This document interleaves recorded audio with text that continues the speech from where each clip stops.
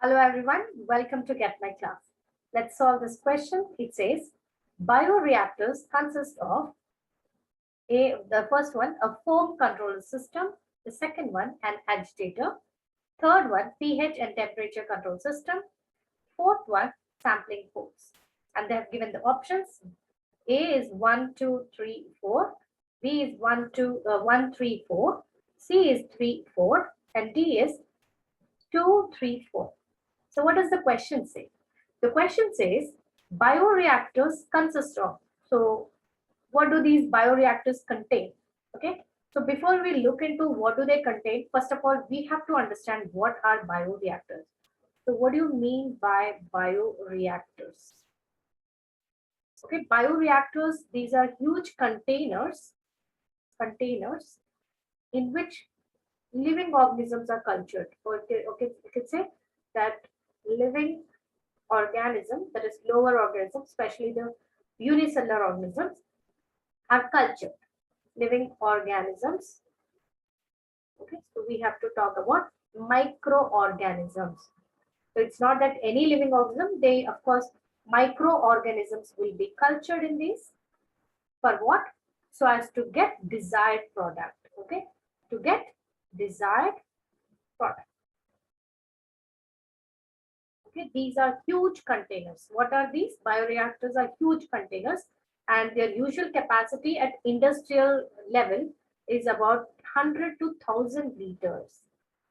Okay, this is an average, you can say, the capacity of these reactors, and these are utilized to produce large scale products. Okay, the products are produced in large scale. Okay, since the medium which is provided for the growth of the organism, that is microorganisms or the cells, is liquid, and further you can see that the container is huge and the quantity is also huge. For that, there are certain structures which are very necessary in these bioreactors. Okay, so the first one, it says foam control system. Yes, since these are bioreactors and these microorganisms may, while mixing up, what happens, there can be production of froth, okay, or foam, and foam has to be controlled. So the first one says foam control system. Yes, that should be there, so as to avoid, okay, foam control system for what? So as to avoid, or you can say break the foam. Okay, foam control system, what will it do? It will break the foam, because foams will contain like tiny bubbles like froth, which will carry the microorganism on top of the container. Suppose this is the container. Okay, this is the container. So here you'll be having, this is the shaft, main shaft, and further you will be having here like fan like structure. Okay, and in this area, that is on top, you can see foam formation that has to be broken down, because if there is a lot of formation of foam, then what will happen? Then aeration will not be proper, the organism will not get enough air, and also the organisms will be carried up onto the foam only. So we will not have enough organism down here so as to act on the medium and to produce further product, the desired product. Okay, so yes, a foam control system should be there. And also, since the culture, the volume is very high, so 100 to 1000 liters, so it has to be mixed up. Okay, the media has to get mixed so as to allow proper aeration, and further there will be uniformity with respect to the availability of the nutrients to the microorganism. So hence we need an agitator for this. Agitator. So agitator is to mix, as well as it will mix, as well as it will provide aeration as well. Okay, there. So since these organisms will be acting on the media, so there can be chances that the organism may produce certain byproducts which can be acidic or basic. So what can happen? The pH may vary. The temperature also can vary, because it can be exothermic reaction which can be happening within the system. Okay, so exothermic reaction can also happen. So for that, we do have something called as, okay, pH control as well as temperature control. Okay, pH and temperature control should be there.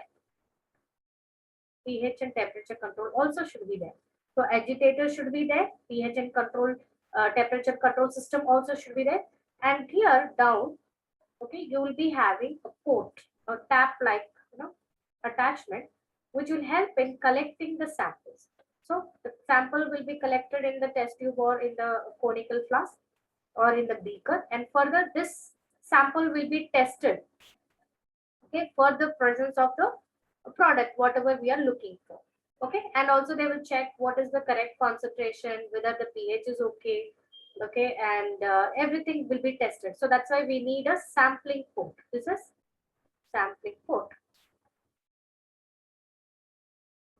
But among these, the most important, if you see, the agitator is very, very important. Okay, that is the one which will not only mix up the medium, but also it will allow heat transfer. Okay, since the exothermic reaction will might occur and lot of the temperature might increase, so it will also help in heat transfer. Okay, so sampling port also are present. So as the question says, bioreactors consist of course, they consist of foam control system, an agitator, pH and temperature control system, and sampling port. So the correct answer should be option A says 1, 2, 3, 4. That should be the correct answer. Option B says 2, 3, 4, 5, which is wrong because there's no 5 actually. So you can say 4. So it is wrong.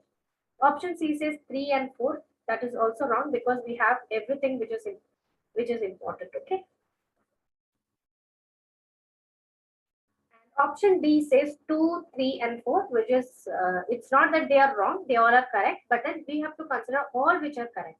So 1, 2, 3, 4, all are correct. So that is there in option A. So let us conclude the answer.